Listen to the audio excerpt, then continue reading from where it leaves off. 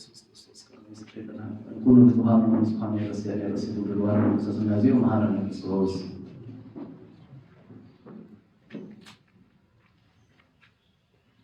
በእንተ እግዝእትነ ማርያም ማሐረነ ክርስቶስ ነው አስተርተው በዚህ ማሐረነ ክርስቶስ በእንተ እግዝእትነ ማርያም ማሐረነ ክርስቶስ ማርያም ማሐረነ ክርስቶስ ማርያም ማሐረነ ክርስቶስ ኦ ኢየሱስ ክርስቶስ ሰራያታ ለሳሰራያታ ለሀገር ሁሉ ለክርስቶስ ተንሥአ እሙታን አሰሮ ለሰይጣን ሰላም ሆነ ክርስቶስ ተንሥአ እሙታን አሰሮ ለሰይጣን ሰላም ሆነ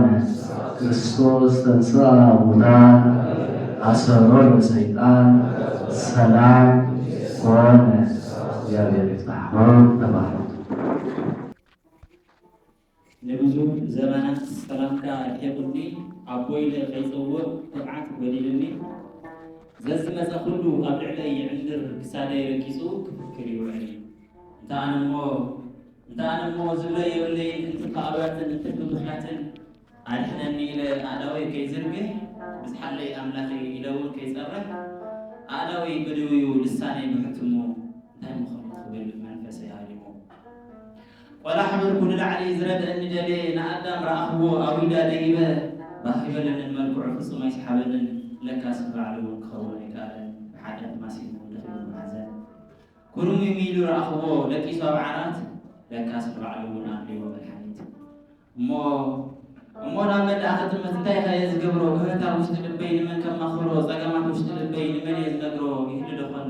ኣብ ትስግር ማዕዶ ኣይዞኻ ዝብል ኣካል ስብራተይ ዝፅግኖ ዘፀናንዐኒ ሓዘነይ ዘብሎ ብቻ እንድዕ ኣነ ግን ንቑራስ ሓይታ ንንፋስ ሽውሽውታ ንኩሉ ክኢለ ክሳለ ጀሚረ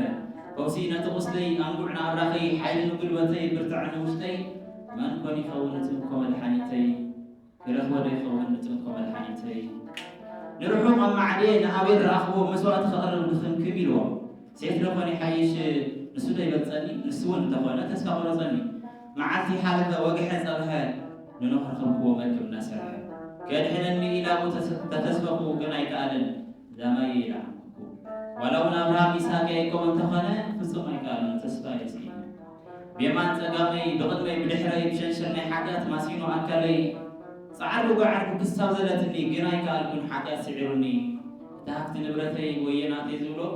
ግዙእ ሓጢኣት ኮይነ መሲለ የድሮ ኪድ እንትብለኒ ኸይድ ንዓት ትብለኒ መፅእ ምርጫይ እዚ ኮይኑ ትፈቱ ዶ ትፀልእ ኣምላኸይ ዝግበር ግበረኒ ሞይቶ ኣለኹ ኣነ መፂኻ ልዕለኒ እምበር ደኺመ እየ ኣነ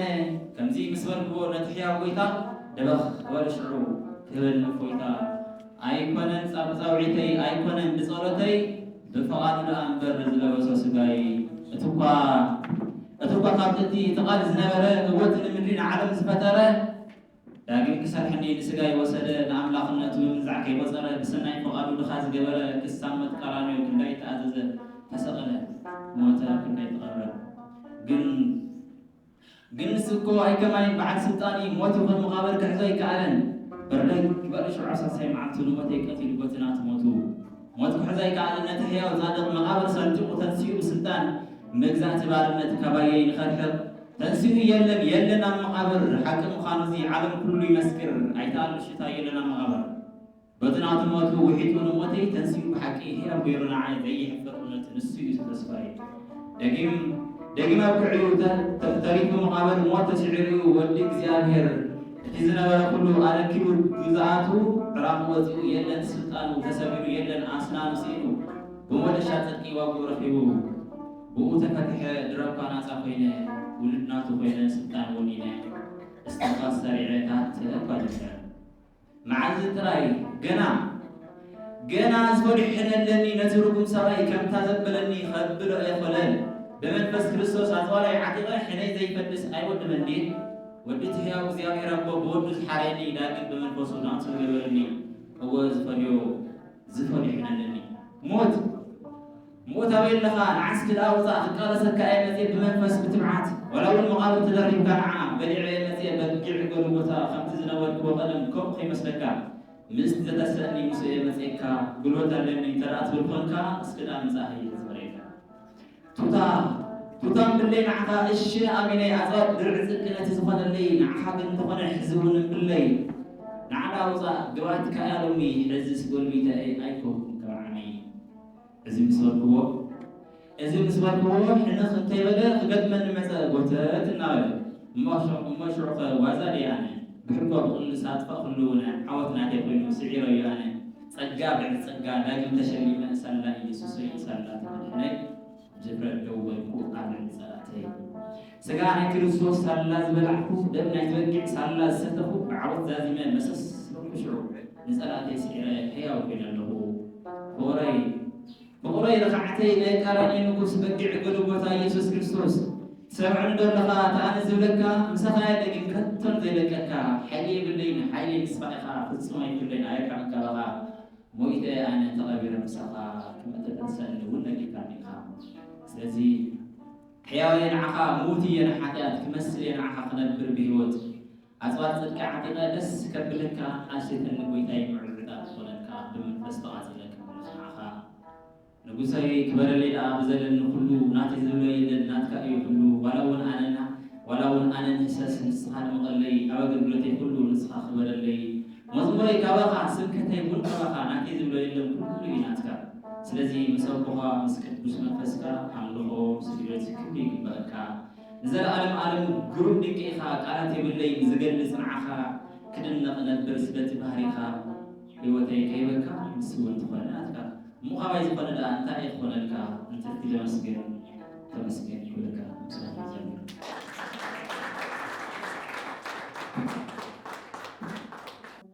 ጎይታና አምላኽና መድኃኒትና ኢየሱስ ክርስቶስ እቱ ዝሓለፈ ናይ ዋጋ ዝኸፈለሉ ንዓና ዘድሕነሉ ናይ ቤዛ ሰሙን ናይ ሓዘን ሰሙን ናይ ተሓጓስ ንድሓንቲ ከምኡ ድማ ነቲ ዋጋ ዝኸፍል ናይ ስቃይ ሰሙን حليفنا تقدميتي فاسيكا قويتانا إيس كريستوس تسألنا كلها أنا بعللتا أخبرنا حزد ما لك كم تناوية كريستيانات إزاز ويك آدم وسرعات أبكالا أي سومون أب زمن فاسيكا قدوس توماس مسدك مزامرتو مستمحواتو أب زين ورا الجزية ناي قويتات نسايا سلزي رأيه كريال لنيلو سلستمنى مقويتا أملاخ دمان استمنى خايو سلزي خلق لو ما عنتي انت توماس كبل زتقلت قالو داقماي تنسائي إلنا نسوعو قبرة زوهاب كني فتسمكو توحيلو قال اكزيابير بقدس ياريد زماريد زمرلو معالتي علت داقماي تنسائي فاسيكا انكو عبصحنا سناي مو قويتانا أملاخنا قدم عالم زنبرة بمنقستو بتسلستو بملكوتو إنا تسلسة إنا تقدسة زنبر سماياويان مدراويان زمسجنوو لو مدما نحناون عدل تواهيونا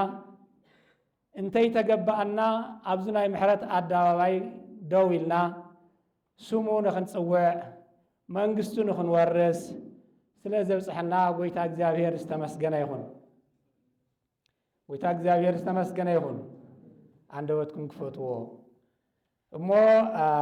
لما عنتي كم تعنتو يستناغركو افت قدوس قالو زتناغره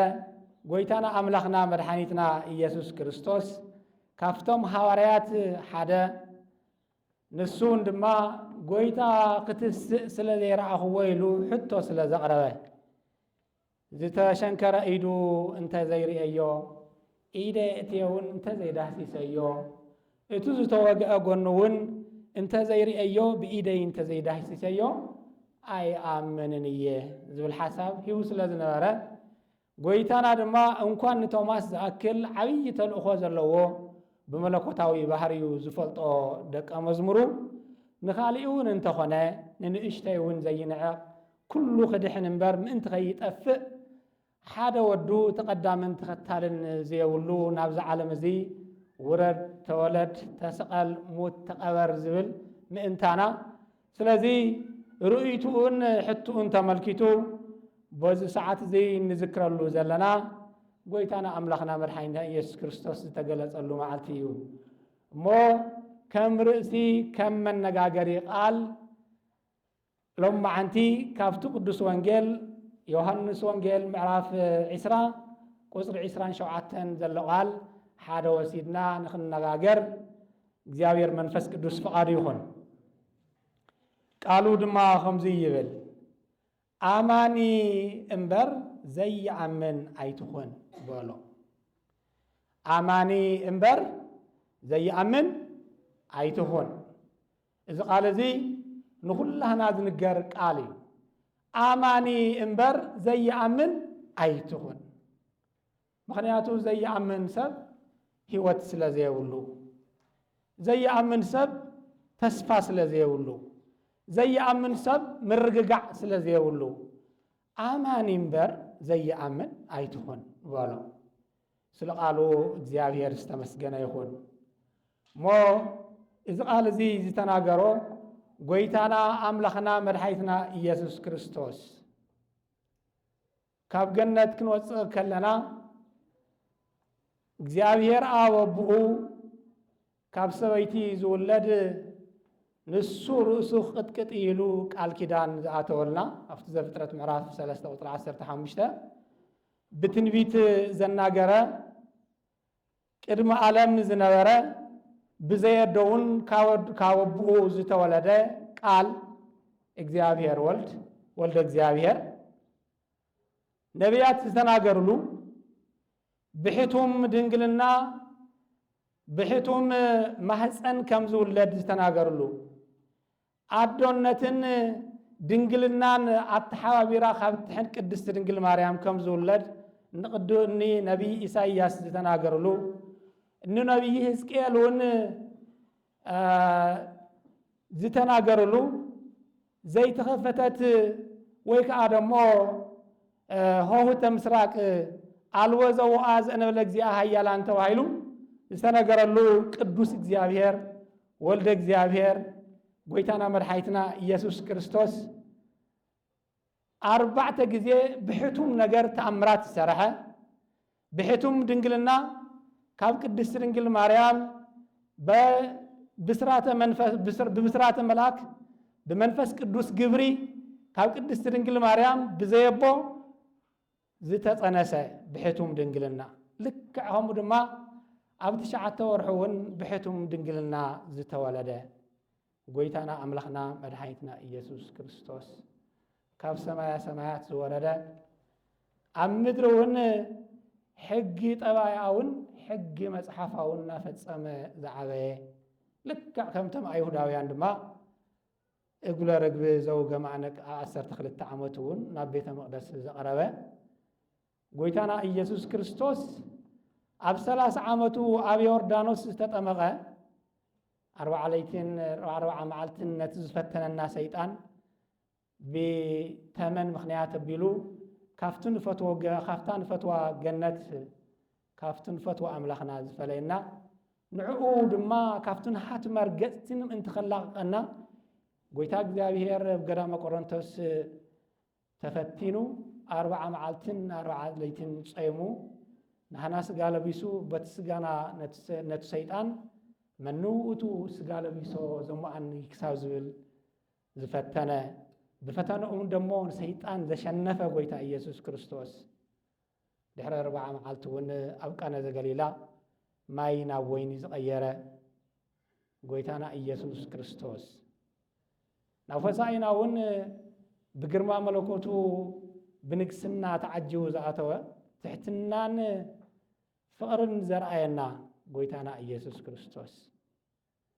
ሓሚሙ ንዓና ካብ ሕማምና ዝፈወሰና ኣብ መስቀል ተሰቂሉ ሞትና ሸንኪሩ ንዓና ህይወት ዝሃበና ጎይታ አምላኽ ንሱ እዩ ዝቃል እዚ ዝተናገሮ እሞ ጎይታና ኢየሱስ ክርስቶስ ተቐቢሩ ነይተረፈን ልክዕ ከምቲ ብትንቢት ዝተነገረ ኣብ ሳልሳይ መዓልቱ ካብ ሕቱም መቃብር ዝተስአ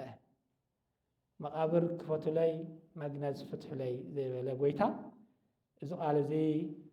ክናገሮ ክኢሉ ማለት እዩ ስለዚ ጎይታና ኢየሱስ ክርስቶስ ስለ ቃሉን ስለ ርህራሄኡን ስለዚ መሃረና ትምህርትን ስለዚ ሃበና ቃልን ዝተመስገነ ይኹን እዚ ቃል እዚ ንቶማስ ጥራሕ ዝተነገረ ቃል ኣይኮነን ንኩሎም ነቶም በትሽዑ ግዜ ዝጠራጠሩ ዝነበሩ ደቀ መዛሙርቱ እውን ዝውክል ቃል እዩ ምክንያቱ እቶም ደቀ መዛሙርቱ ጎይታና አምላኽና መድኃኒትና ኢየሱስ ክርስቶስ እንተስተምህሮም ተሎ እቲ ዝኸውን ኩሉ ክነግሮም ከሎ ኣየስተውዕሉ ነበሩ እሞ ጎይታ ኢየሱስ ክርስቶስ ካብ መቃብር ከም ዝተስአ በእርግጠኝነት ኣይተረድኡን ነይሮም ካብኡ ይሕለፍ ተባሂሉ ከዓ ቶማስ ድማ በእውነቱ እተን ኣንስቲ እተን ቅዱሳት ኣንስቲ ንማርያም መግደላዊት አንጊየን ናፍቲ መቃብር ከምቲ ልምዶም ሽቶ ንኽቀብኣ ስጋ ጎይታና ኢየሱስ ክርስቶስ ከይደን ሲኢነንኦም ዝተመለሳ ድሕሪኡ እቶም ጴጥሮስን ዮሐንስን ዝተባሃሉ ደቀ መዛሙርቱ እውን በትሰምዕዎ ቃል መሰረት ከይዶም ምስኣንዎ ተመሊሶም እንተውግዑ ተለዉ በእውነት ጎይታ ኢየሱስ ክርስቶስ ተስኡ ኢሎም የውግዑ ነበሩ ምክንያቱ እዚ ዘውግዑ ዘለው ድማ ኣፍታ ቀዳመይቲ መዓልቲ ምሸት እዩ ስለዚ ከምኡ ኢሎም ከውግዑ ተለዉ ቶማስ ኣፍታ ምሸት ግዜ ኣይነበረን ብድሕሪኡ ከውግዑ ተለዉ ሰሚዑ ግን በኣረይ ኣነስ እቲ ዝተሸንከረ ኢዱ እውን ኢደ የእትየ እንድሕር ተዘይርእዮ እቲ ዝተወግዐ ጎኑ እውን ተዘይዳሕሲሰዮ ፈጺመ ይኣምንን እየ በሎም ንምንታይ እዩ ቶማስ ኣይኣምንን ከብሎ ዝኽኣለ ምክንያት እንታይ ኮን ይኸውን ቅዱሳን ሐዋርያት ከም ትፈልጥዎም ኩላኹም ኣብዚ ዘለኹም ሊቃውንቲ ካብ ዝተፈላለየ ማሕበራዊ ኑሮ ካብ ኣይሁድ ዘርኡ ኮይኖም ካብቶም ናይ ኣይሁድ ማሕበራት ኮይኖም ካብ ዝተፈላለየ ዝመፁ እዮም ንኣብነት ኒቆዲሞስ ክንብል ከለና ብቀዳማይ እትፈታዊ ጎይታና ኢየሱስ ክርስቶስ ካብ ፈሪሳውያን እዩ ቅዱስ ጳውሎስ እውን ካብታ 12 ይኹን እምበር ካብ ፈሪሳውያን እዩ ቶማስ ድማ ካብቶም ሰዱቃውያን እዩ ነይሩ ስለዚ ኣብ መንጎ ሰዱቃውያንን ፈሪሳውያንን ክልተ ዝተፈላለየ ዝቃረን ሓሳብ ከም ዝነበረ የርእየና ቶማስ ከዓ ኣብቶም ሓደ ግሩፕ እቲ ንሳቶም ዝኣምንሉ ነገር ብኡ ተሃኒፁ ዝዓበየ ሰብ ስለ ዝኾነ ንሳቶም ከዓ ትንሣኤ ሙታን መንፈሳውያን መላእክት ድሕሪ ሞት ህይወት የለን ኢሎም ዝኣምኑ ስለ ዝነበሩ ዝከራኸሩ ስለ ዝነበሩ ካብቲ ማሕበረሰብ ንሱ ዝመፀ ስለ ዝነበረ ቀልጢፉ እቲ ዝለመዶ ትምህርትን እቲ ዝነበሮ ተሓሳስባን ክለቆ ስለ ዘይከኣለ ተጠራጣሪ ነበረ ስለዚ ዝተሸንከረ ኢዱ ዝተወግዐ ጎኑ እንተይ ዳሃሰስኩ ከመይ ኢለ ይኣምን ስለዚ ኣይኣምንን እየ በሎ እሞ ጎይታና ኢየሱስ ክርስቶስ ከዓ ነዚ ነገር እዚ መፍትሒ ክህብ ምእንቲ እቶም ውሽጢ ዝተፈጠረ ፀገም መፍትሒ ክህብ ምእንቲ ኣብ ሻሙናይ መዓልቲ እቶም ደቀ መዛሙርቲ ከምታ ቀዳመይቲ መዓልቲ ሰንበት ተኣኪቦም እናሃለው ብፍርሒ ተዋሒጦም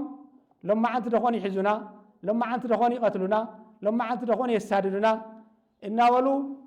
ናይ ጎይታና ኢየሱስ ክርስቶስ ጸላእቲ ስለ ዝነበሩ እሞ ንሳቶም ከዓ ደቀ መዛሙርቲ ስለ ዝኾኑ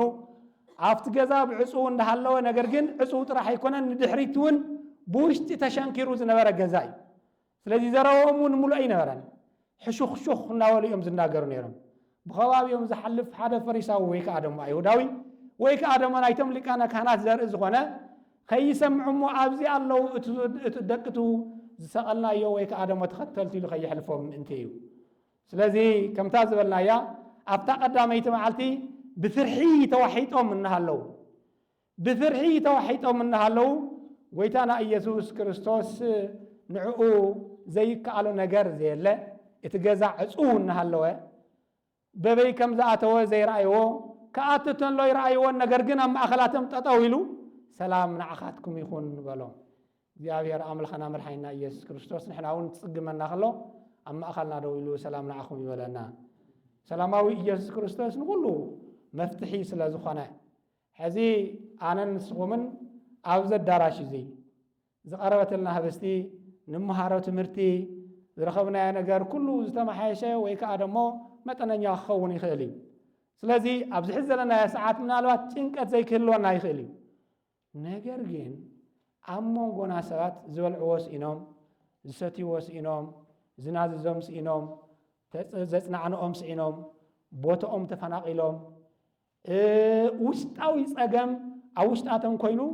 ዘሸግሮም ሰባት ብዙሓት ኣለዉ ስለዚ ጎይታ ኢየሱስ ክርስቶስ ልክዕ ከምቶም ነቶም ሐዋርያት ኣብ ማእኸሎም ተረኺቡ ማለት ኣብቲ ዋና ሓሳቦም ኣብቲ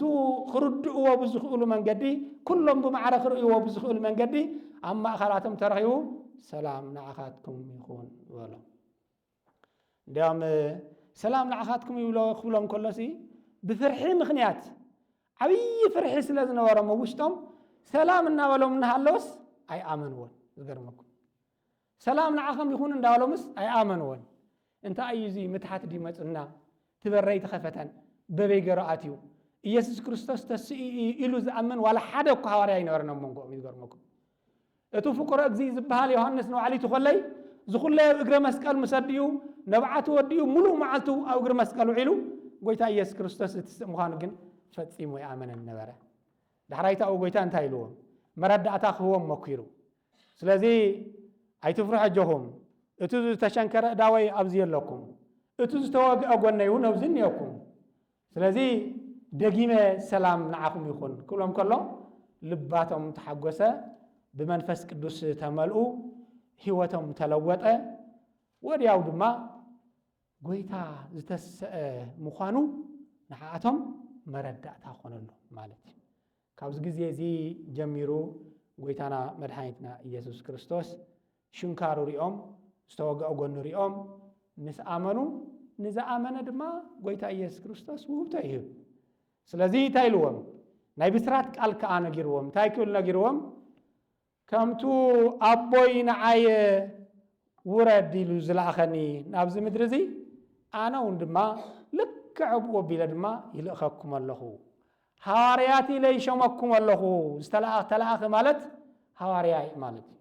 ስለዚ ሐዋርያነት ማንም ሰብ ክረኽቦ ይኽእልን ጸጋ እግዚአብሔር ዘለዎ ሰብ እንተዘይኮይኑ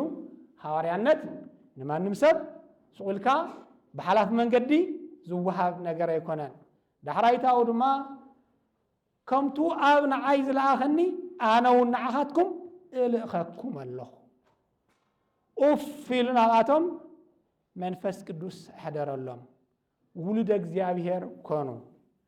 ስልጣን ተዋሃቦም ንስኻትኩም ዝሓደግክምሎም ክሕደገሎም እዩ ንስኻትኩም ዝሓዝክምሎም ግና ንዘለዓለም ክትሓዘሎም እዩ ዝብል ቃል ስልጣነ ክህነት እውን ሃቦም ስለዚ ጎይታና መድሓኒትና ኢየሱስ ክርስቶስ ትንሳኤኡ ከምዚ ገይሩ ንደቀ መዛሙርቱ ኣግሃደ ምስ ኣግሃደሎም እውን ነቶም ደቀ መዛሙርቱ ጥራሕ እታ ብስራት ምንጋር እንተይኮነስ ስልጣን እውን ሃቦም ሐዋርያነት እውን ተሾሙ በዚ ዕለት እዚ ካብ ጭንቂ ናብ ተሓጓስ ካብ ቀቢፀ ተስፋ ናብ ሙሉእ ተስፋ ካብ ሞት ናብ ህይወት ካብ ድንቁርና ናብ ፍልጠት ኣምጾም ዝኹለይ 3 ዓመትን ፈረቓን ሙሉእ ወንጌላት እንተስተምህሮም ተሎ ወላ ሓደ እኳ ኣይርድኦን ነበረ ይብል ምክንያቱ እንታይ እዩ እዚኣቶም እንታይ ነሮም ማለት እዩ ዘየስተውዕሉ እዮም ነሮም ምስትውዓል ኣብይዋቶም ነይሩ እዚ ምስትውዓል ዝኣበዮም ምዃኑ ዘርእየና እንታይ እዩ ኣብ ዮሐንስ ወንጌል ምዕራፍ 9 ምዕራፍ 20 ቁጥሪ 9 ክንርኢ ከለና እንታይ ይብል ሽዑ እቲ ቀዲሙ ናብቲ መቃብር ዝበፅሐ ካሊእ ደቀ መዝሙር እውን ኣተወ ርኢ ድማ ኣመነ ይብል ነቲ ካብ ሙታን ክትንስእ ዝግብኦ እዩ ዝብል ቃል መጽሓፍ ኣየስተውዓልዎን ነበሩ በቢ ፌርማትኡ በቢ ግዚኡ ጎይታ ኢየሱስ ክርስቶስ እንታይ ይብሎም ነሩ ኣብ ማቴዎስ ወንጌል ኣብ ማርቆስ ወንጌል ኣብ ሉቃስ ወንጌል ኣብ ዝተፈላለዩ ክፍልታት ሕድሕዶም ከንበልኩም እየ ስለዚ እንታይ እዩ ዝብሎም ናብ ኢየሩሳሌም ቀሪብና ኣለና ሕዚ ወዲ ሰብ ናፍቶም ሊቃነ ካህናትን ናፍቶም ጸሓፍትን ናፍቶም ፈሪሳውያንን ሕሊፉ ክወሃብ እዩ ንሳቶም ከዓ ክገርፍዎ እዮም ክሰቕልዎ እዮም ምራቆም ክተፍእሉ እዮም ሓሞት እውን ከስትይዎ እዮም ኣብ መስቀል ክሰቕልዎ እዮም ክመውት እዩ ነገር ግን ኣብ ሳልሳይ መዓልቲ ክትስእ እዩ ይብሎም እንታይ ከም ዝብል ዘሎ ጭራሽ የተረዳኦም በትጭዕ ሰዓት በፍጹም ተአምር የተረዳኦም ንምንታይ ከም ዝኾነ እንታይ ደመና ከም ዝጋረዶም ፈጽሞም አይተረዳኦምን ማለት እዩ እዚ ኢየሱስ ክርስቶስ እቱ በትንቢተ ዮናስ ዝተነገረ በከመ ሃደረ ዮናስ በከርሰ አንበሪ ከማሁ ይሐድር ወልደ እግዚአብሔር ውስተ ልበ ምድር ሰሉሰ መዋዕለ ወሰሉሰ ለያልየ ዝብል ቃል ነቢይ ዮናስ ዝተናገሮ ስለና ኢየሱስ ክርስቶስ ኣብ መቃብር 3 መዓልትን 3 ለይትን ምሕዳር ጎይታና ኢየሱስ ክርስቶስ ድማ ኣብ ማቴዎስ ወንጌል ምዕራፍ 12 ቁጥር 4 ክነግሮም ተሎ ጭራሽ አይተረዳኦም ሕዙውን ገና እዮም አዲኩምና አይትብሎም ነሩን ንሓለፈ ስለዚ ሕዙውን አይተረዳኦም ቀጽሉውን ኣብ ማቴዎስ ወንጌል ምዕራፍ 16 ቁጥር 21 ኣብ ምዕራፍ 17 23 19 3 ጊዜ ሓደ ወንጌል ኣብ ማቴዎስ ወንጌል ኣብ 3 ጊዜ ወዲ እግዚአብሔር ሕዚና ኣብ ኢየሩሳሌም ቀሪብና ኢና ወዲ እግዚአብሔር ናፍቶም ጸሓፍትን ናፍቶም ፈሪሳውያን ሕሊፉ ክወሃብዩ ንሳቶም ከዓ ሒዞም ክሰቅልዎ እዮም ገርፍዎ እዮም ክቀትልዎ እዮም ነገር ግን ክመውት እዩ ነገር ግን ኣብ ሳልሳይ መዓልቲ ክትስእ ይብሎም ሓደ ኳስ ደፊሩ እንታይ አኻትብ ዘለኻ ዝብል አይተረዶን እንታይ ደመና ከም ዝጋረዶም አይተፈለጠን እንታይ አይኖርልየቶም ውን አይተፈለጠን ስለዚ ልክ ክሳብታ ናይ ጎይታ ትንሳኤ ጎይታ ተሲኡ ካብ መቃብር ማርያም መግደላዊትን ማርያም ካልአይታ ማርያምን ተንካልኦታ ንስትን በቱል ማደን መሰረት ዮሴፍ ዘአርማትያስ ትበዓል ሃፍቲ ናይ ጎይታ ደቀ መዝሙር ዝነበረ እቱ ምሸት ዓርቢ ናብ ጲላጦስ ከይዱ ኦ ንጉስ በጀኻ ናይቱ ተሰቀለ ኢየሱስ ስጋ ንኽቀውረስ ፍቀደለይ እንደይሉ ከይድ ክልምን ከሎ ምናሉ ሰብ ሃፍቲ ዝኾኑ ሰባት ነገስታት ቀረባ እዮም እሞ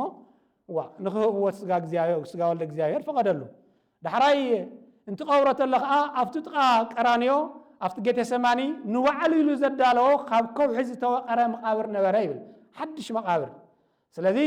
ኣብቲ ሓድሽ መቃብር ናይ ባዕሉ እንዲያም ዮሴፍ ብጣዕሚ ደግ ዝኾነ ሰብ እዩ ስለዚ ጎይታ ናይ ጎይታ ስጋውን ኣብዚ ኩላይ ፍርሕን ጎደናን እንዳሃለወ ካብ መስቀል አውረዶ ዳሕራይ ካብ መስቀል አውሪዱውን ብሓድሽ ሃር ገሩ ገነዞ ገኒዙውን ድማ ኣፍታ ናይ ባዕሉ መቃብር ኣብ ካልእ እኳ ክቀብሮ ኣይበለን ዳሕራይ ምስ ቀበሮ ብገጂፍ ዓብይ እምኒ ገሩ ነቱ መቃብር ሓተሞ ይብል በዚ ሰዓት እዚ መግደላዊት ማርያም ምስተኻልአይታ ኮይና ጽግዕ ኢላን እዮ ኮይና ኣበይ ከም ዝቀበሮ ኣበይ ከም ዝነበርዎ ስጋ ትከታተል ከም ዝነበረት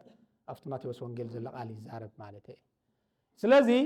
በዚ ግዜ እዚ ጎይታ ኢየሱስ ክርስቶስ ተቀቢረሎ ደቀ መዛሙርቱ ልክዕ ከምቲ ብትንቢት ዝተባሃለ እንታይ ተባሂሉ እቱ ሓላዊ ክውቃዕዩ እተነባጊዕ ድማ ክብተና እየን ተባሂሉ ዝተነገረ ነገር ክፍጸም ስለ ዘለዎ ኩሎም ሐዋርያት ካብ ጴጥሮስ ጀሚሩ 3 ጊዜ ድሕሪኡ ናተኸተለ ኸይድ ከሎ ንስኻ ምስ ናዝሬት ኢየሱስ ነርካ ኢኻ ክብሎ ከሎ ኣነ ይፈልጦን ጭራሽ መልክዑን ኣይፈልጦን ኣይነበርኩን እናበለ እንትኽሕድ ተሎ 3 ጊዜ በብዝኸዶ ጎደና ጎይታና እግዚአብሔር ግን ይንገላታዕ ነበረ በትሽዑ ጊዜ ማለት እዩ ስለዚ ካብ ጴጥሮስ ጀሚሩ ኩሎም ቶም ደቀ መዛሙርቲ ካብቲ እግረ መስቀል ዘይለቐቐ ካብ ድንግል ማርያም ኣዲኡ ዘይተፈለየ ብሓደራነት ነዲኡን ዝተዋሃበ እንትርፈ ዮሐንስ ፍቁረ እግዚእ ማንም ሰብ እኳ ሳይነበረን ነገር ግን እቲ ደመና ግን ካብ ዮሐንስ ውን ኣይተፈለየን ንዮሐንስ ኮለይ ጋሪድዎ ነበረ ናይ ዮሐንስ መጋረጃ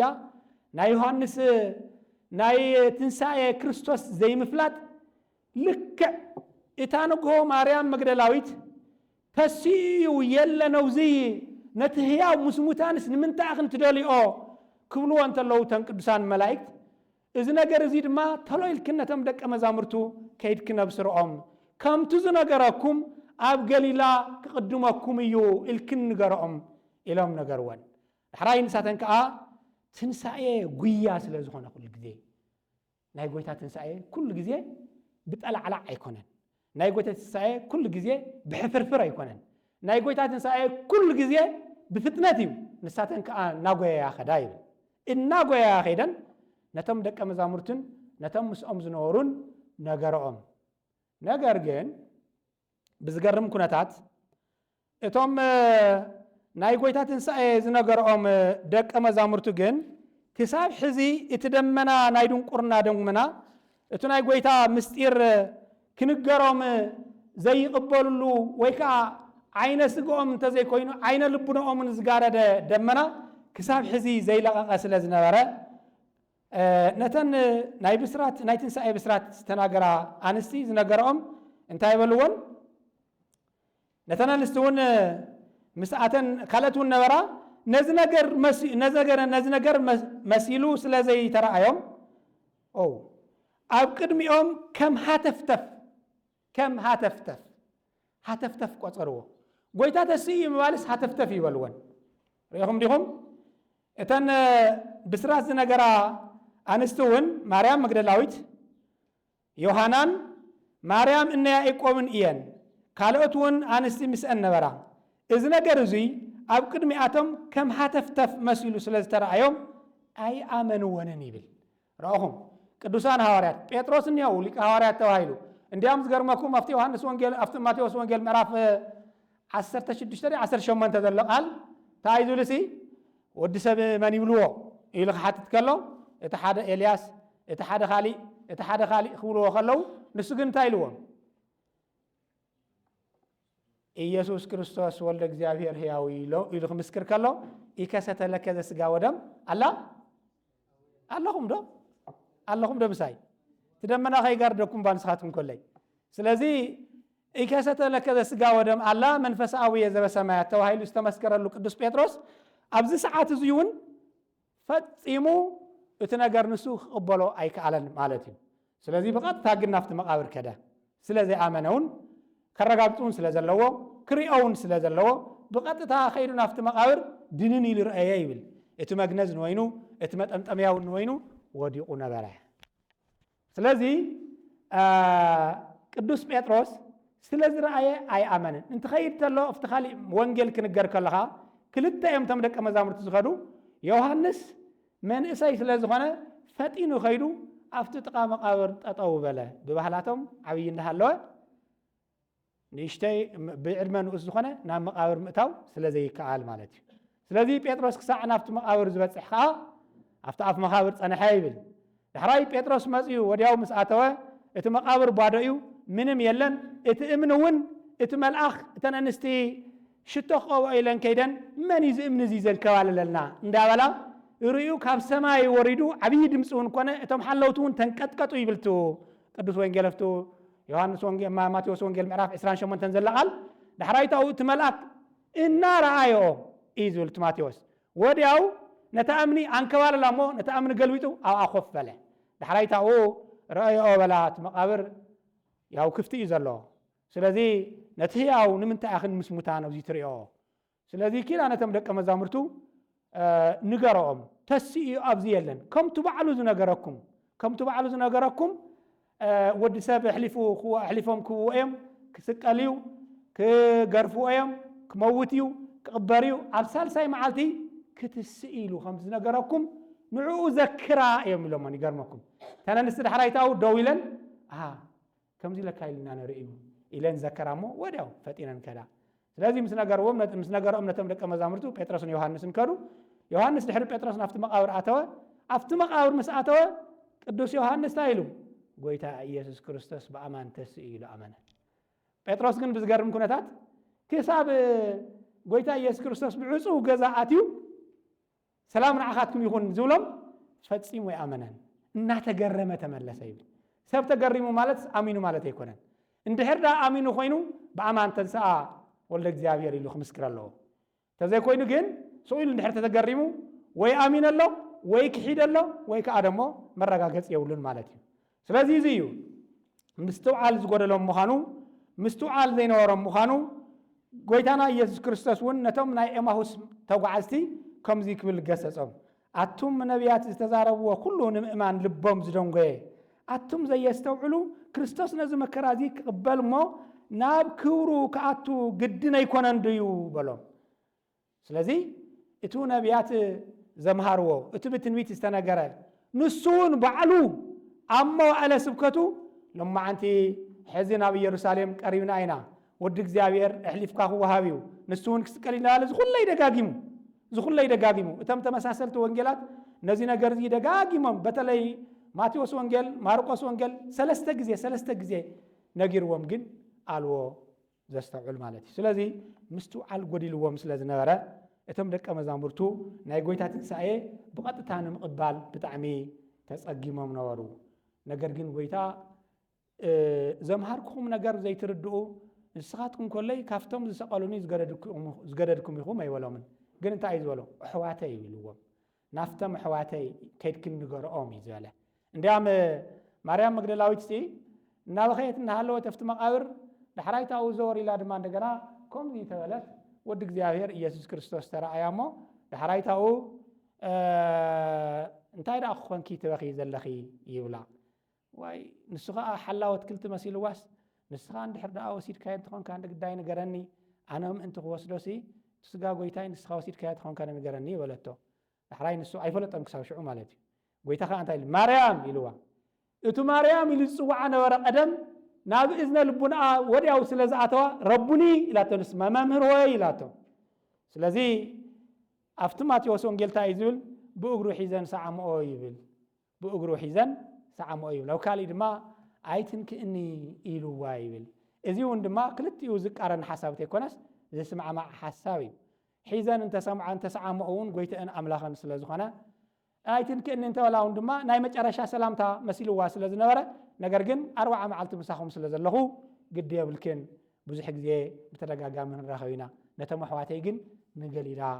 ሕለፉ ኣብኡ ድማ ክትርእይዎ ኢኹም በልዮም በላ ስለዚ ምስቱ ኣልጎዲልዎም ነበረ ክሳዕ ክንድዙ እዮም ተሸጊሮም ነሮም ቅዱሳን ሐዋርያት ሕዚ እውን እንተኾነ 3 ዓመት 4 ዓመት ተማሂርና ዕድሜና ልክዕ መጽሓፍ ቅዱስ ኣንቢብና እቲ ቅዱስ ቃል ምርዳእ ኣዊና ብኣፍና ብከንፈርና እንዳመጠጥና ነገር ግን ውሽጥና ዘይነኽኦ ኮይኑ መንፈስ ቅዱስ ኣትዩ ዘይለወጠ ስለ ዝኾነ ስለ ህይወትና ኣብ ዝተፈላለየ ጎዳናታት ወይ ከዓ ደሞ ዘይኮነ ህይወት ንርከብ ማለት እዩ ስለዚ እዚ ነገር እዚ ኣፍቶም ቅዱሳን ሐዋርያት ዝተረኣየ ስለ ዝኾነ ኣባና እውን ድማ ምናልባት እንድሕር ደኣ ሰብ ተዘይወሲኑ እንድሕር ሰብ ንስሓ ተዘይኣትዩ እንድሕር ሰብ ብትክክል ተዘይተመሊሱ እንድሕር ሰብ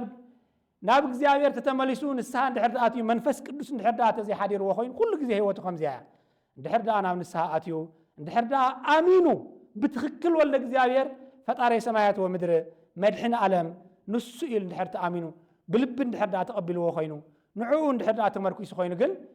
ወልደ እግዚአብሔር ይመጽሞ ወይሓድር መንፈስ ቅዱስ ድማ ህይወቱ ይልውጦ ፍረ መንፈስ ቅዱስ ድማ የፍሪ ኣብ ክንዲ ትዕቢት ትሕትና ኣብ ክንዲ ጽልኢ ፍቕሪ ኣብ ክንዲ ባእሲ ፍቕሪ ስምምዕነት ይገብር ኣብ ክንዲ ዘፈን ጸሎት ኣብ ክንዲ ኩሎም ክፉኣት ነገራት ድማ ቶም ሰናያን ዝኾኑ ነገራት ንኽፍጽም ወይ ከዓ ደሞ ፍረ መንፈስ ቅዱስ የፍሪ ማለት እዩ ስለዚ እዞም ምስትውዓል ዝሰኣኑ ቅዱሳን ሐዋርያት ብኸምዚ መልክዑ ጎይታና መድሓኒትና ኢየሱስ ክርስቶስ ህይወቶም መሊሱ ህይወቶም ለዊጡ ስልጣን ሐዋርያነት ሂቡ መንፈስ ቅዱስ ሕዲሩ ሓጢአት ዝሓድጉን ዝኣስሩን ዝፈትሑን ገሩ ንዓቶም ከዓ ሾሞም ማለት እዩ ነገር ግን ሾሞም ኩለኩም ከለኹ ግን እንታይ ደኣ ይትበኣለ መንፈስ ቅዱስ ዝበሃል ከይትብሉኒ ትበኣለ መንፈስ ቅዱስ ከዓ እዚ ስልጣን እዚ ሂብዎም ኣሎ እዚ ወድነት እዚ ደቂ እግዚአብሔር ክኾኑ ስልጣነ ክህነቱን እቲ ክህነቱን ሂብዎም ኣሎ ዳሕራይ ድማ ነዚ ዝተዋሃቦም ስልጣን ክፍጽሙሉ ዝኽእሉ ሓይሊ መንፈስ ቅዱስ ክሳዕ ዝለብሱ ግን ካብ ኢየሩሳሌም ከይትወፁ ተባሂሎም ነበሩ ማለት እዩ እቲ መበል ካልኣይ ነጥብ ዘሎ እምነት ጎዲልዎም ነበረ እምነት ስለ ዝጎደሎም እዩ እዞም ቅዱሳን ሐዋርያት እምነት ጎዲልዎም ነበር እምነት ዝጎደሎም ምዃኑ እንታይ እዩ ዘርኢ እቶም ካልኦት ኣዕርኽቱ ቅዱሳን ሐዋርያት ጎይታና ኢየሱስ ክርስቶስ መጽኦም ማእኸሎም ደው ኢሉ ሰላም ንዓኻትኩም ይኹን ኢሉ ዝተወግአ ጎኑ ዝተሸንከረ ኢዶ ኣርእይዎም እናሃለወ ኣነ ግን ብዓይነ ስጋይ እንተይረኣኹ ኣይኾነን ስለዚ ኣነ ክርእለኒ ዝብል ሓሳብ እዚ እምነተ ጎደለነት እዩ ነዚ እውን እንታይ ኢልዎም ዝኣመንካ እምበር ዝተጠራጠርካ ኣይትኹን በሎ ግን ጎይታ እግዚአብሔር ረዲእዎ ብቁልጥፍ እንታይ ኢሉ ቅዱስ ቶማስ ጎይታይ ኣምላኸይ ኢሉ ኢዶ ልዕሊ እዩ ጎይታይ ኣምላኸይ ኢሉ ወዲያው ዝኣመንካ እምበር ዝተጠራጠርካ ኣይትኹን ክብሎ ከሎ ጎይታይ ኣምላኸይ ክብል ምስክርነት ሂቡ እዩ ስለዚ እዚ ምስክርነት እዚ እንታይ ዘርኢ ቅዱስ ቶማስ ብፍጹም ልቡ ከም ዝተመለሰ ከም ዝኣመነ ከኣምን ተሎ ድማ ልክዕ ከምቶም ቅዱሳን ሐዋርያት ነቶም ካልኦት ነቶም 10 ሐዋርያት ኣብታ ቀዳመይቲ መዓልቲ ሰንበት ምሸት ዝሃቦም ስልጣን ልክዕ ንዕኡ እውን በፂሓታ እያ ንዕኡ ዝተፈለየ ነገር ኣይኮነን ማለት እዩ ስለዚህ እምነተ ጎደለነት እዚ የብጽሕ ሓደ ግዜ ጎይታና መድኃኒትና ኢየሱስ ክርስቶስ ኣብ ባሕሪ ብጀልባ እንትጓዓዝ ተለው ንሱ ደቂሱ ነበሮሞ ዳሕራይ ትማዓታ ጀልባ ብማዕበል ክትናወጽ ከላ ኦ ጎይታ ወሓጠና ማይ ሞትና ተሰጠምና አድሕነና ወሎም ስለዚህ ጎይታ ኢየሱስ ክርስቶስ አንቱም እምነተ ጎደሎ ኢሉ ንዓቶም ገሰጾም ዳሕራይ ታው ተስኢኻ ነቱ ባሕሩን ገሰጾ ነቱ ማዕበሉን ገሰጾ ኩሉ ነገር ጸጥ በለ ማለት እዩ ስለዚህ እምነት ዝጎደለ ሰብ ኩሉ ግዜ ንእሽተይን ዓብይን ይዘናውጾ ማለት እዩ ግድን ዓብይ ነገር ኣይኮነን ንእሽተይ ነገሩን የናውጾ ማለት እዩ ሓደ ሰብ ምንም ከይተባሃለ እንዳሃሎ እምነት ዘይብሉ ሰብ እንድሕር ደኣ ተኮይኑ ምንም ከይተባሃለ እንዳሃሎ መሬት ሰላም ኮይኑ እንዳሃሎ እኽሊ እንዳሃሎ ዝብላዕ እንዳሃሎ አይምሩ ኩሉ እንታይ ይኸውን ማለት እዩ ኩሉ ግዜ ጭንቀት ኣለዎ ኩሉ ግዜ ተስፋ የብሉ ኩሉ ግዜ ዝኣምነ ነገር የብሉ ኩሉ ግዜ ዓርሲ ዝጸጋዓሉ ነገር የብሉ ስለዚህ እግዚአብሔር ዘይብሉ እምነት ዘይብሉ ህይወት ዘይብሉ መንፈስ ቅዱስ ዘይብሉ ሰብ ኩሉ ግዜ ጭንቁን ህውኹን እዩ ልክዕ ከምቲ ቅዱሳን ሐዋርያት ኣብቲ ገዛ ውሽጢ ኮይኖም እንዲያም ነቲ ገዛ ዓጼሙስ ማዕጹኡን ብውሽጢ ቆሊፎምስ ድምፆም ኮለየ ትሒቶምስ ኣብ ሕቱኽቱኽ እንዳበሉ እንዳሃለው ብፍርሕን ብጭንቅን ተዋሒጦም ሞይቶም ዝነበሩ ስለዚህ እቲ ምስኦም ዝነበረ ቅዱስ እግዚአብሔር ወልደ አብ ወልደ ማርያም ኣብ መስቀል ተሰቂሉ መከራ እናኸፈለ እንዳሃለ ንሳቶም ግን እምነት ስለዘይነበሮም ራእይ ስለዘይነበሮም ተስፋ ስለዘይነበሮም ስለዘይኣመኑ ናይ ጎይታ ትምህርቲ ስለዘይተቀበልዎ ኩሉ ግዜ ኣብ ጭንቀት ነበሩ ማለት እዩ ስለዚህ እምነተ ጎደለነት ኩሉ ነገርና እዩ ዘበላሹ እምነተ ጎደለነት ኩሉ ነገርና ያበላሹ እምነት ከዓ ካብ ንእሽተይ ነገር ክሳብ ላዕሊ ድማ የብጽሕ ካብዚ ክሳብ ሰማይ የንጥቕ ሰባት ክሰርሕዎ ዘይኽእሉ ነገር ንኽትሰርሕ የኽእል ስለዚህ ንዝኣምን ኩሉ ንዝኣምን እንታይ ይበሃል ኩሉ ይከኣል ንዝኣምን ኩሉ ይከኣል ካሊእ ፍቕሩን ጎዲልዎም ስለ ዝነበረ እዩ እዞም ቅዱሳን ሐዋርያት ብትኽክል ፍጹም ፍቕሪ እንተዝህልዎም ነይሩ ቅዱስ ጳውሎስ እንታይ ዝበለ መኑ ይሃድገነ ፍቅሮ ለክርስቶስ ሕማምኑ ተሰዶኑ መጥባሕትኑ እርቃንኑ ረሃብኑ ዶ ይልሓቀይ ስለዚህ ማንም ካብ ክርስቶስ ዝፈልየኒ የለን ኢሉ ስለዚህ ካብ ክርስቶስ ማንም ክፈልየና ሰብ የለን ማንም ዝፈልየና መንፈስ የለን ኢሎም እንተዝኣምኑ ነሮም ፍቕሪ እንተዝህልዎም ነሩ ብሓቂ ፍጹም ፍቕሪ ፍርሓት ካብ ውሽጢ ኣውፅኡ ይድርቢ ይብል ቅዱስ ዮሐንስ ቀዳማይ ዮሐንስ ምዕራፍ 4 ቁጥሪ 8 እንታይ ይብል ሲ ፍጹም ፍቕሪ ፍርሓት ካብ ውሽጢ ኣውፅኡ ይድርቢ ይብል በእውነት ፍቕሪ ዘለዎ ሰብ ኩሉ ነገር ቀረባ ይንዕኡ ማለት እዩ ስለዚህ ፍቕርን እምነትን ከዓ ክልቲአን ዝፈላለያ ነገር ስለዘይኮና እንታይ ዝብል እምነት ተስፋ ፍቕሪ በተለይ ድማ ፍቕሪ ካብ ኩለን ዝሓሸት ምዃና ቅዱስ ጳውሎስ ድማ እንታይ ይብሎ ብዚ መሽ እንደገና እንታይ ይዛረብ ኩሉ ነገር ኣለኒ ነገር ግን ፍቕሪ ዘየብለይ ድሕር ተኮይነ እንታይ እየ ዝበለ ከንቲ ምንም የብለይን ከም ሓሸውሸው ዝብል ፀናፅል እየ ከም ቆርባዕባዕ ዝብል ቆርበት እየ ኢሉ ስለዚህ ፍቕሪ ዘየብሎም ስለ ዝኾኑ ፍጹም ፍቕሪ ስለ ዘይነበሮም እዩ ተሸገሩ ማለት እዩ ነገረይ ንምጥቕላል ኣብ መወዳእታ እዚ ኮይኖም ተበቲኖም ድዮም ክተርፉ ዘለዎ እዞም ሐዋርያት ትስብከትና ትምህርትና ብምንታይ ክጠቓለል ዝኽእል ናይ ጎይታ እግዚአብሔር ድልየት እንታይ ነይሩ እንታይ ክኾንሉ እዩ ዝደሊ ነይሩ ጎይታ እግዚአብሔር ነዘም ደቀ መዛሙርቱ ምስትውዓለ ይነበሮምን እምነት ይነበሮምን ፍቕሪ ይነበሮምን ኢልናዮም ኣለና ንሃቱ ድልየት ከንታይ ነይሩ ኣብዚ ከምዚ ዝበለ ህይወት ናይ ጎይታ ድልየት ከንታይ ነይሩ ስለዚ ጎይታና እግዚአብሔር ከምቱ ኣብዙ ምዕራፍ እዚ ምዕራፍ 28 ዘሎ ቃል ንሃቱ ድልየት እንታይ እዩ ንሃቱ ሐዋርያት ክኾኑ ንሃቱ መልእኽተኛታት ክኾኑ ንሃቱ ምስክራት ክኾኑ ንሃቱ ቃል ተሸከምቲ ክኾኑ ህይወቶም ክልወጥ ንሳቶም ከዓ ናይ ጎይታ ምስክራት ክኾኑ ይደልዮም ነበረ ኩሉ ፀገማቶም ተሸኪሙ ነስአ ደዌነ ወፀሮ ህማመነ ከም ዝተባሃለው ንኩላህና ኣብ መስቀል እቲ ፀገምና ኩሉ ዝተሸከሞ ከሎ ንሃቶም ፀገም እውን እዩ ንሃተይ ንሃትኩም ፀገም ጥራሕ ዘይኮነስ ከሎ ናይ ቅዱሳን ሐዋርያት ፀገም እውን እዩ ስለዚ ንሱ ግን ዝደልዮ ነገር እንታይ እዩ ንሳቶም እቲ ፀገሞም ኩሉ ካብቲ ዝዓረገ ህይወቶም ተለዊጦምስ ሓድሽ ህይወት ሓድሽ መንፈሳዊነት ሓድሽ ጉዕዞ ሓድሽ ሰማያዊ ህይወት ሃልይዎም ነገር ግን ናይ ወንጌል ቃል ተሸከምቲ ይኾኑ ንዓለም ኩሉ ከብርሁ ብርሃን ኮይኖም ጨው ኮይኖም ዓለም ከጥዕሙ ብርሃን ኮይኖም ንዓለም ከብርሁ መከራ ክቅበሉ መስቀሎም ተሸኪሞም ንዓለም ከብሩ ጎይታና ኢየሱስ ክርስቶስ ብሓቂ ካብ ሙታን ከም ዝተሰአ ሓቂ ኣሸናፊ ኣምላኽ ከም ዝኾነ ንዓለም ኩሉ ክነግሩ ዓለም ድማ ካብቲ ኣትይዎ ዘሎ ጸልማት ካብ ዓዘቕቲ ተመዚዙ ወፂኡ ናብ እግዚአብሔር መንግስቲ ክኣቱ ወዲ እግዚአብሔር ክኸውን ወራሲ ተኻፋሊ መንግስቱ ክኸውን በአብ በወልድ በመንፈስ ቅዱስ ተጠሚዑ ናይ እግዚአብሔር መንግስቲ ወራሲ ክኸውን እዚ ኢድሌቱ ናይ ጎይታና ኢየሱስ ክርስቶስ መጀመርያ ንደቀ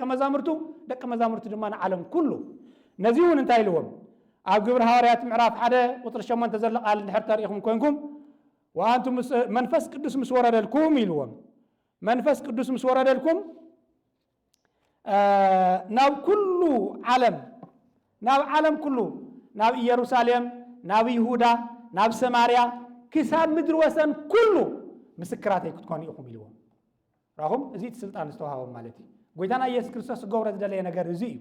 منفس قدوس مسورة لكم حيلي مستقبلكم اتزلكم دنجرجر كله مستقبلكم نجاركن طوعان مسكونكم اتزتحاوى نجار مستقلس لكم اتو نجاركم تمرتي تز كلكم بمنفس قدوس مستنجاركم أبكر من جستات أبكر من مساعدة كلهم انت أين أخنا لكم كي تجنوا منفس قدوس مساهم سلازلهم مساحاتكم سلاز نبر سلازي بس جزيازي أمدري كله أبصن في مدري كله أبي تبقى يكونن أب تقرأ يكونن هذا حدينا أب تقرأ ناي تقرأ سباقتنا هنقول لنا نحسب نجرجن نوانجيل سباقي وانجيل ممهر هاريا عملت إجزاء بزفت أرى مدري كله ود السبب استزار قالوا مدري كله كيد تواحد استلا أخي سلذي أو كل مدري مسكراتي كتكونوا مسكرات بيتنا يسوع كريستوس نخنكون قدوس فؤاد يهون سلازي قويتنا مدحيتنا يسوع كريستوس مسكراتون وخونيو نقدسان هواريات تناي مجرشات ليتو النورات مسكراتون وخونيو قندمو مسكراتون وخون تايلوم مجمريا شيء موم حرايتا ودما منفس قدوس حدير هواريانات هيبوم منفس قدوس حدير لهم ناي مفتحنا ناي مسار سلطان هيبوم او كاب يروساليم نخيوصو ازوم منفس قدوس او 50 معلت مسورد لهم كن كسام مدري صنف دما مسكراتون وخونو ازي سلطان ازي هيبوم نزي خوني إزرائيليوم سلازي قويتنا أملاخنا مرحيتنا يسوع كريستوس أبتشنكنا مكرانا نبصوانا نهالنا أفتز تعص أو لبنانا تعص أو جزائلنا تعص أو جزاء بهالكلوت فيزيكال زخنا ويك آدم وقصاو زخنا جزاء يكونن حزون أنت خنا تعص أو لبنا لنا تعص أو لبنا ما بستفلا لي على ما ودليتي سلازي قويتا يسوع كريستوس بحبرتون بحوارنا هالنا وحنت عدي بقلنا وندما أوش تلبنا نزل كله تعص أو نجار سلام نعاقبكم يخون يلو ويتاك زاير سلامو يهابنا مو قدسان هواريات مستوى على أبي ومنرو نخستوعلو قدس منفس هيبوم فقرن أمنتن أبي ومنرو فقري أريوم أمنتون دمو أريوم بتز أمنت مسرد دما أمنتون طوانون أكناتون نفعتون نايون جل سبختون كوينهم دليت قويتنا إيسوع كريستوسون هواريات نخونو نعلم كل نخبره ينرو ناكل عالم نخل أخو ينرو نساتهم دما بتازل أخو مسرد كل فتيهم أوانا بسحم الله نعنا زتوهاب سلطان زي زتول غزي نعنا ونتوهيونا لمو كمتون عاتهم نهاتو دليت هواريات خونو تلاقت خونو يلو زدليون زخونلون نعنا وندما كمن خنكون እግዚአብሔር መንፈስ ቅዱስ ይخلنا زعمنا نبر زتطراطرنا خين خون እግዚአብሔር አምላክ ይረዳና ወስብሐት ለእግዚአብሔር ወለወላዲቱ ድንግል ወለመስቀሉ ክቡር አሜን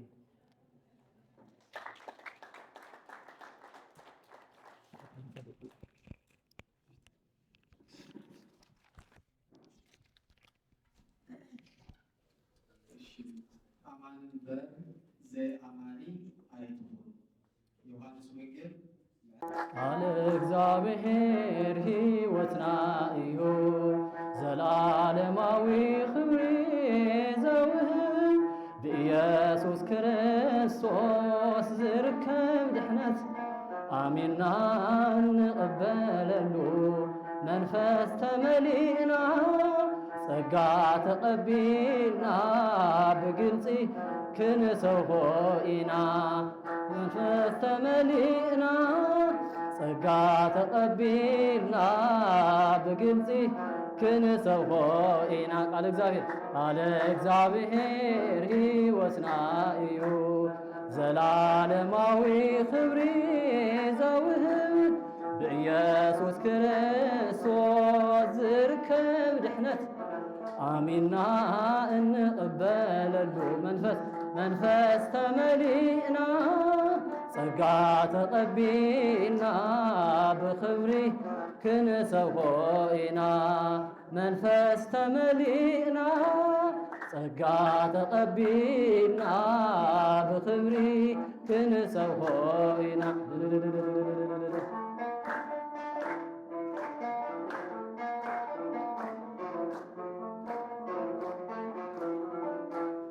ብምልኣት ዝነብር ኣብ ውሽጢ ልብና ብጥበብ ብምህሮ እናገሰጸና ቁራዕ ምድሓርቲ ሰይፍ መንፈስ ቅዱስ ዋልታ እምነት ነልዕል ቃል እግዚአብሔር ንልበስ ቃል እግዚአብሔር ሕይወትና እዩ ዘላለማዊ ክብሪ ዘውህብ ብኢየሱስ ክርስቶስ ዝርከብ ድሕነት አሜንና እንቀበለሉ መንፈስ ተመሊእና ጸጋ ተቐቢልና ብኽብሪ ክንሰብሖ ኢና መንፈስ ተመሊእና ጸጋ ተቐቢልና ብኽብሪ ክንሰብሖ ኢና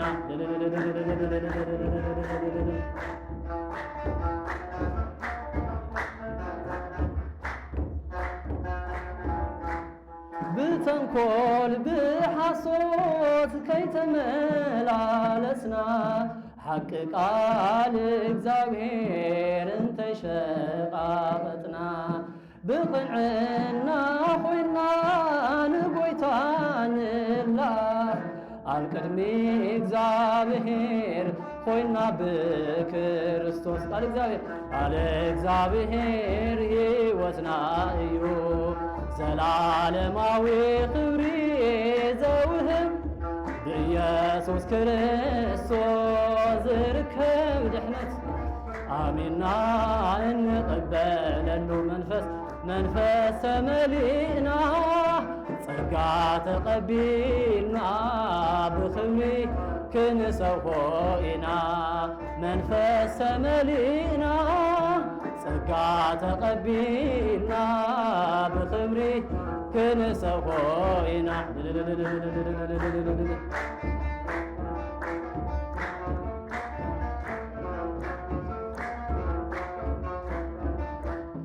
ኣብ ልዕሌና ዘሎ ኹፉ ንስዕረሉ ጉብዝናን ብርታዕን እንዕጠቐሉ ቃል ኣምላኽ ምጽባኽዩ ስራሕና ውራይና ማእሰርቲ መግረፍቲ ሰንሰለት ስዒርና ቃል እግዚአብሔር ሕይወትና እዩ ዘላለማዊ ክብሪ ዘውህብ ብኢየሱስ ክርስቶስ ዝርከብ ድሕነት አሜንና እንቀበለሉ መንፈስ ተመሊእና ጸጋ ተቐቢልና ብኽብሪ ክንሰብሖ ኢና መንፈስ ተመሊእና ጸጋ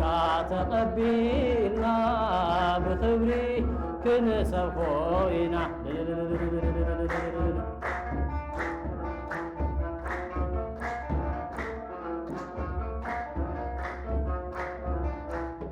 ካብ ናይ ዳዊት ዘርኢ ዝኾነ ኢየሱስ ክርስቶስ ሓሲብና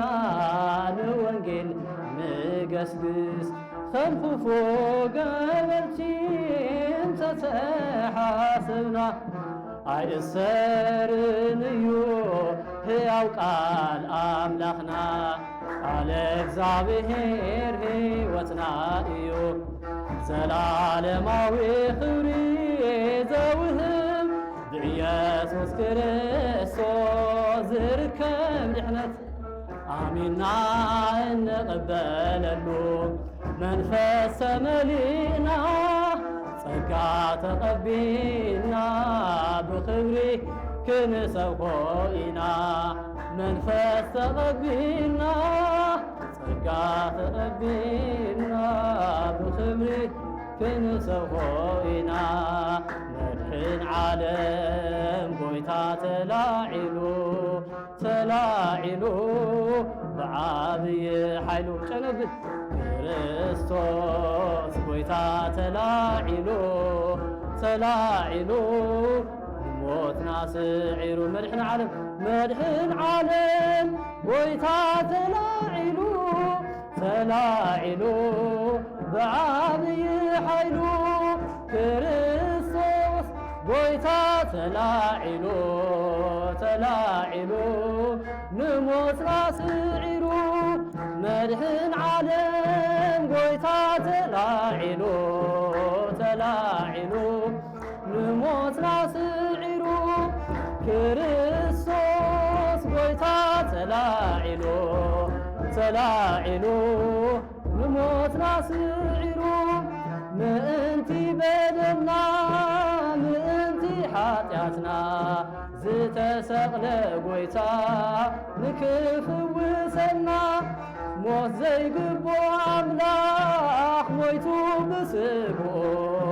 ኣብ ሳልሳይ መዓልቲ ብኽብሪ ተንሲኡ መድሕን ዓለም ጎይታ ተላዒሉ ተላዒሉ ብዓብይ ሓይሉ ብዓብይ ሓይሉ ክርስቶስ ጎይታ ተላዒሉ ተላዒሉ ንሞትና ስዒሩ ተስፋ ምስ ቆረፁ ሐዋርያት ኩሎም ፍርቆምን ዝሕብኡ ገቦም ንናብ ዓዶም ከምታ ዝነገሮም ንሱ ግን ተልዒሉ መለሰ ተስፍኦም ንፍርሖም ነቒሉ መድሕን ዓለም ጎይታ ተላዒሉ ተላዒሉ ብዓብይ ሓይሉ ክርስቶስ ክርስቶስ ጎይታ ተላዒሉ ተላዒሉ ንሞትና ስዒሩ ብትንሣኤኡ ኾይኑ ትንሣኤና እምነትና ኣጽኒዑ ሕያዋን ገይሩና ብሞት ኾነ ሕይወት ምስ ጎይታና ወትሮ ንዝሓልፍ ዘይሓልፍ ስለዝሰዓሮ መድሕን ዓለም መድሕን ዓለም ጎይታ ተላዒሉ ተላዒሉ ብዓብይ ሓይሉ ክርስቶስ ጎይታ ተላዒሉ ተላዒሉ ንሞትና ስዒሩ ሞት መውግኢኻ ኣበሎ ኩናትኻ መቃብር ሓይልኻ ኣበሎ ቅልጽምኻ ሰዓራይነት ሲኦል ብትንሣኤ ተሰይሩ ሞትና ብኢየሱስ ናብ ሕይወት ተቐይሩ መድሕን ዓለም ጎይታ ተላዒሉ ተላዒሉ ብዓብይ ሓይሉ ክርስቶስ ክርስቶስ ጎይታ ተላዒሉ ተላዒሉ ንሞትና ስዒሩ መድሕን ዓለም ጎይታ ተላዒሉ ተላዒሉ ብዓብይ ሓይሉ ክርስቶስ ጎይታ ተላዒሉ ተላዒሉ ንሞትና ስዒሩ ወምርኒ ትገብር ፋሲካ ወምርኒ ትገብር ፋሲካ ተሃጢባ በደመ ክርስቶስ ተሃጢባ በደመ ክርስቶስ ተሃጢባ በደመ ክርስቶስ ተሃጢባ በደመ ክርስቶስ ወምርኒ ትገብር ፋሲካ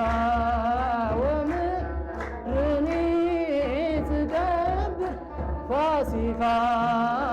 ተሐጺባ በደመ ክርስቶስ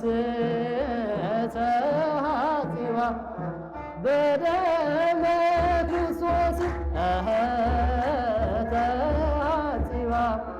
በደመ ክርስቶስ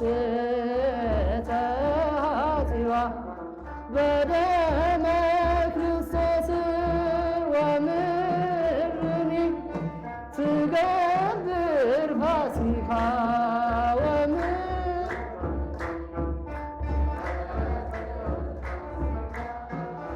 ተሐጺባ በደመ ክርስቶስ ተሐጺባ በደመ ክርስቶስ ተሐጺባ በደመ ክርስቶስ ተሐጺባ በደመ